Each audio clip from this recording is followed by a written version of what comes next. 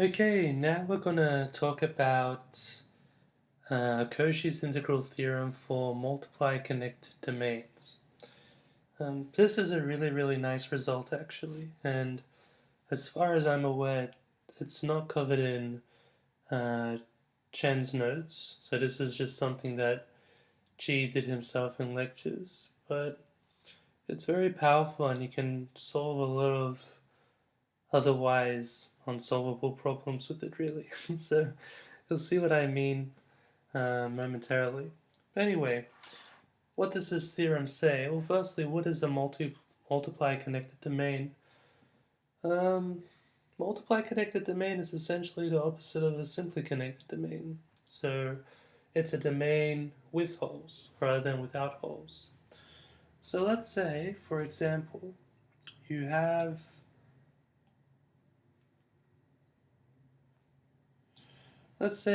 some random closed contour C in the complex plane. So let me draw something. And I'll call it C. Okay. And I'll draw a few holes in C, so let's have a look.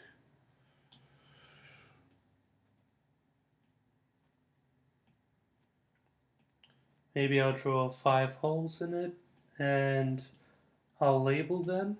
So I'll call this one C1, this one C2, this one C3, this one C4, and this one C5.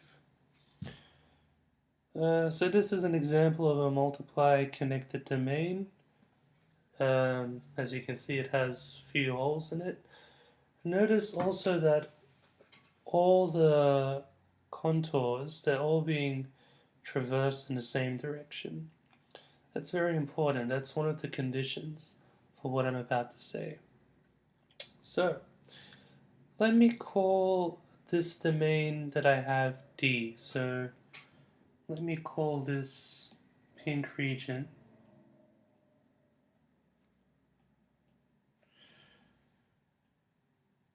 I'll call all of this D.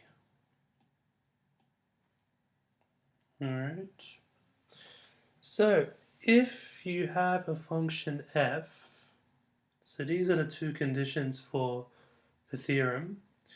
If you have a function f, which is analytic in a multiply connected domain D, and f is continuous on the boundaries,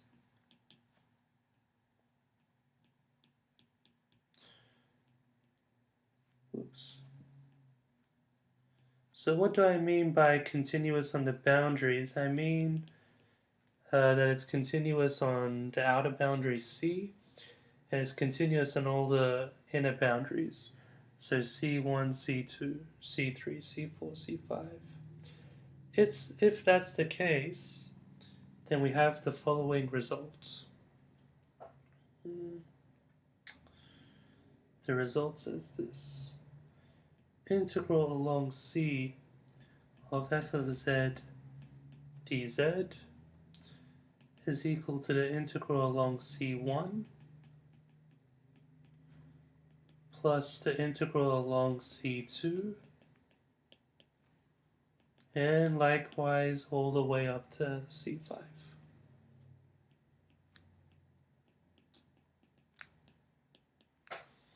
Now here I just drew 5 holes just as an example. It's not that it's stated with 5 holes in the actual theorem. The theorem itself says that if you have any number of holes inside C, then the integral around C is equal to the sum of the integral along all the inner boundaries. And that's what Cauchy's integral theorem says for multiply connected domains.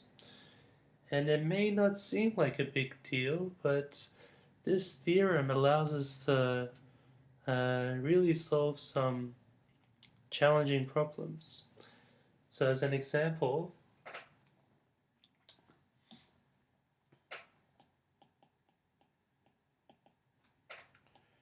we can solve a problem like this. Compute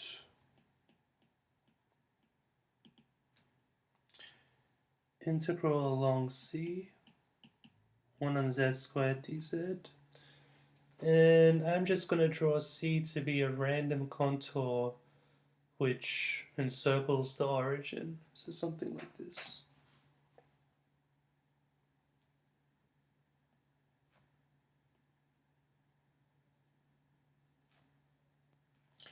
Oops, actually I don't want it to be a circle. I want it to be something completely random, so let me draw it again.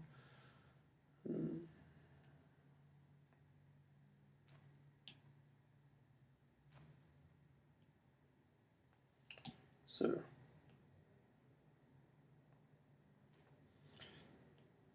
let's say something like that.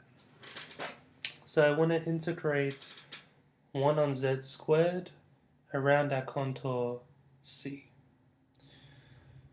Okay, so if you think about it, I can't integrate this using parameterization, can I? Because I haven't really told you what the curve C is. I've just drawn it. You would need to know that you would need to know a formal description of C in order to use parameterization, which I haven't given. So I can't use parameterization. And I also can't use Cauchy's integral theorem that we spoke about previously. Why? Because, remember, if you're going to use Cauchy's integral theorem, you need to be working with a simply connected domain. If I draw any simply connected domain, like this one, call it D, that contains C, then although D is simply connected, my function 1 on z squared is not going to be analytic in D. Because if you think about it, 1 on z squared, it's undefined at the origin. So it's not going to be analytic at the origin. And because any simply connected domain D that I draw contains the origin, my function is not going to be analytic inside D. And so for that reason, I can't use Cauchy's integral theorem for simply connected domains, right? I don't have, the conditions aren't satisfied for me to do so. So how do I go about this? And you may be thinking, what does this have to do with the theorem for multiply connected domains? Well, actually, the trick to this question is to construct a multiply connected domain. So, solution is to construct a multiply connected domain. And I'll call it maybe D prime, for instance. Okay. So how? You take some circle that lies inside C. So maybe something like this, right?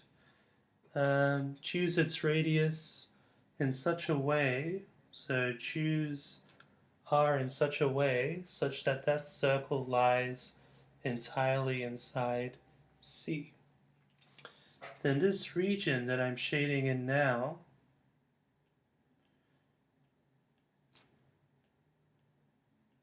which I'm calling D prime, alright? And as you can see, that's a multiply connected region. It's a region with a hole in it. Moreover, you can see that the function 1 on z squared is going to be analytic in D prime, because D prime avoids the origin, and 1 on z squared is analytic everywhere except for the origin. So I can apply Cauchy's integral theorem for multiply connected domains, because I have a function 1 on z squared that's analytic in D prime, and it's also going to be continuous on the inner and outer boundary. because it's continuous everywhere other than the origin. So therefore, I can say by Cauchy's integral theorem for multiply connected domains,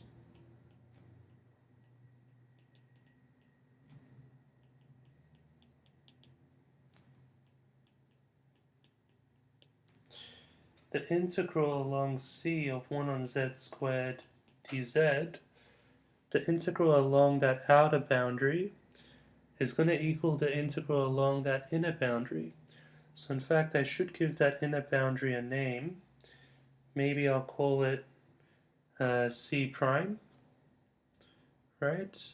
Now you have to be mindful that C and C prime should be going in the same direction.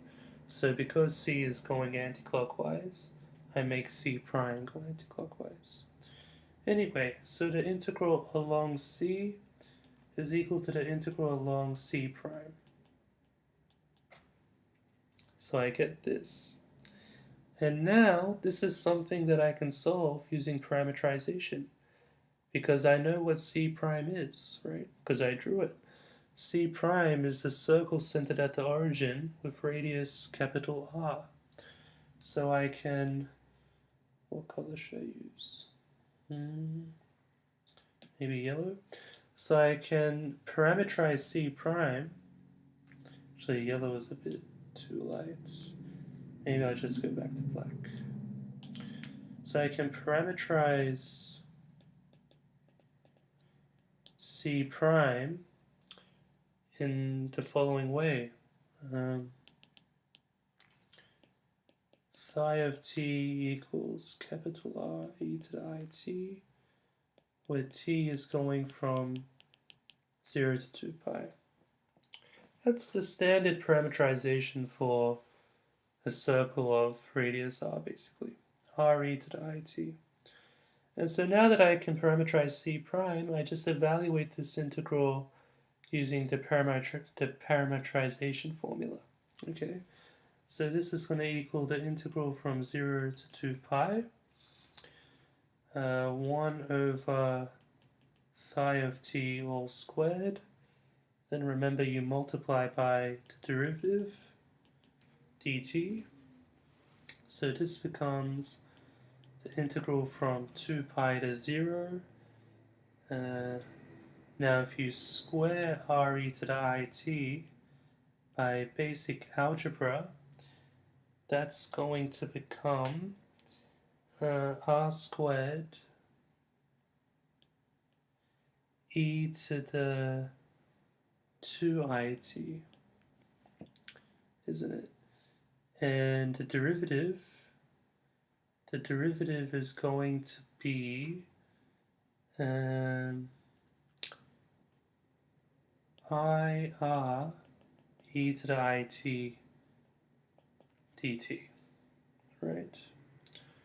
So now what's going to happen? The r's are going to cancel to some extent, so I'm going to get I on r to the outside, integral from 2 pi to 0, e to the negative it dt. So if you integrate this one, you're going to have to bring out a negative 1 on I out the front. So what you're going to be left with is negative 1 on r, e to the negative it, going from 2 pi to 0. And you can see that that's just going to equal 0, right? Because e to the negative 2 pi I is equal to 1, and e to the 0 is equal to 1 as well. So you just get an integral of 0. So you can see how using Cauchy's integral theorem for multiply connected domains, I was able to compute quite a random integral. I mean, I didn't even know what C was, but I was able to compute it without knowledge of C, and that's something I couldn't have done using the other techniques we've learned so far. So it's quite a powerful result. Now, I should make a few remarks about this.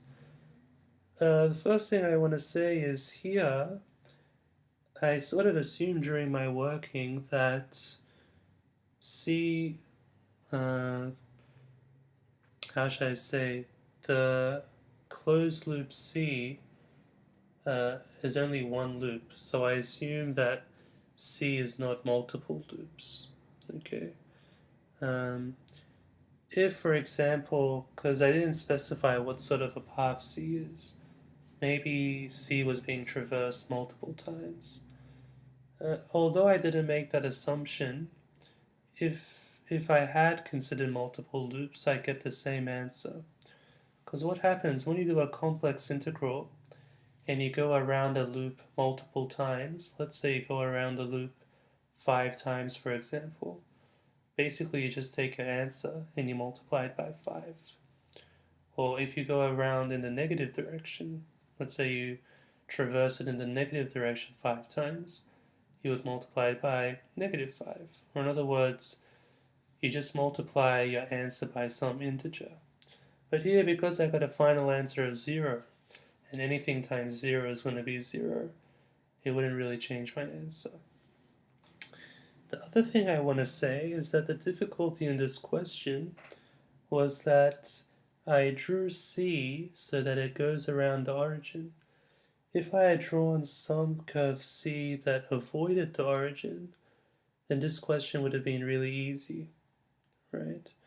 Because in that case, because I'm avoiding the origin, I can draw a simply connected domain D that avoids the origin as well, and then just use Cauchy's integral theorem. So what I mean, for example, maybe I should write this down, is if I had something like this,